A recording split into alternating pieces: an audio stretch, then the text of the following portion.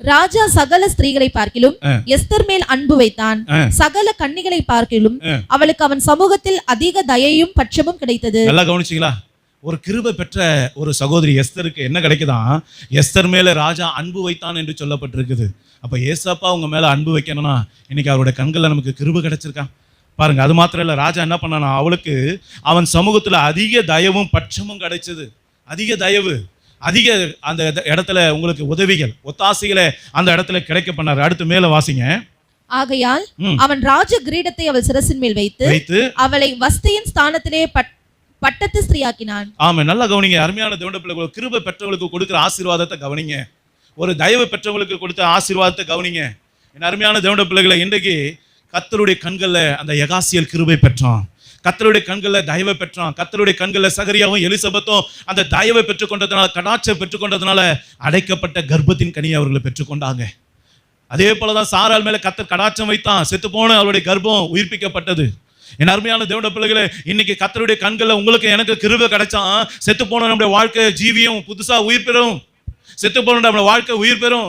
செத்து போன ஆவிக்குரிய வாழ்க்கை மீண்டும் உயிர்ப்பிக்கப்படும். ஒருவேளை உங்க ஜெபம் செத்து போயிருக்கலாம். பல விதமான போராட்டங்களை சந்தித்து உங்களுக்கு ஜெபமே பண்ண விருப்பம் இல்லாம இருக்கலாம்.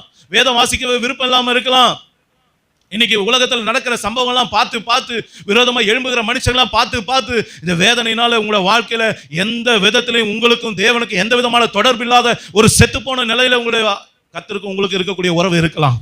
ஆனா இன்னைக்கு கர்த்தர் சொல்லுகிறா, நீ கிருபை பெற்றவன், நீ கிருபை பெற்றவன், நீ கிருபை பெற்றவன். நீ கிருபை இருக்கிறதுனால உன் செத்து போன வாழ்க்கை திரும்ப உங்களால புதுப்பிச்சுக்கொள்ள முடியும். உன் செத்து போன வாழ்க்கையை புதுப்பிச்சுக்கொள்ள முடியும். உன் ஜீவியத்தை புதுப்பித்துக் கொள்ள முடியும். கர்த்தர் திரும்ப உன்னை ஓட வைக்கிறா. திரும்ப கர்த்தர் உன்னை ஜீவனுக்கு கொடுத்து கர்த்தர் உன்னை வல்லமையான பாத்திரமா எடுத்து பயன்படுத்த வைக்கிறா. இன்னைக்கு அருமையான தேவனுடைய பிள்ளைகளே, இன்னைக்கு யகாசியில கர்த்தர் எடுத்து பயன்படுத்த காரணம் என்ன? அவன் கர்த்தர் இடத்துல கிருபை பெற்றான். மேலான ஒரு ஆசீர்வாதத்தை பெற்றுக்கொண்டான்.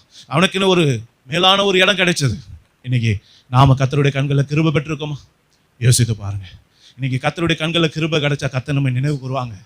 கர்த்தர் நினைவு கூறுவார். இந்த நோவுடைய வாழ்க்கையை பாருங்க. சமுத்திரத்துல எங்க பார்த்தாலும் தண்ணி தான், கரை ஒதுங்க இடமே இல்லை, தத்தளிப்பான வாழ்க்கை. என் வாழ்க்கை முடிஞ்சிடும் அவ்வளவுதான் அப்படின்னு நினைக்கும் போது கர்த்தர் வசனம் சொல்லுது, நோவாவுக்கு கர்த்தருடைய கண்களில் கிருபை கிடைச்சதுனால அவர் கீழ்காற்றை வீச பண்ணார். அல்லேலூயா. அப்படியே சமுத்திரம் அமர்ந்து வெட்டாந்தரை உண்டானது. அல்லேலூயா. அவனோட வாழ்க்கை முடிந்தது என்று நினைக்கும் போது அந்த இடத்துல ஒரு புது தொடக்கத்தை கர்த்தர் கொடுத்தார். என் அருமையான தேவனுடைய பிள்ளைகளை, எந்த சூழ்நிலையா இருந்தாலும் கர்த்தரால் அதை அமர்த்த முடியுங்க. யாருக்கு அதை செய்கிறார்? யாருக்கு அவருடைய கண்களில் கிருபை கிடைக்குதோ, தயவு கிடைக்குதோ, இரக்கம் கிடைக்குதோ, கடாட்சம் கிடைக்குதோ, அந்த பிள்ளைகளோட வாழ்க்கையில கர்த்தர் கிருபை செய்கிறார். இன்னைக்கு யகாசியல் அந்த கிருபை பெற்றவன்.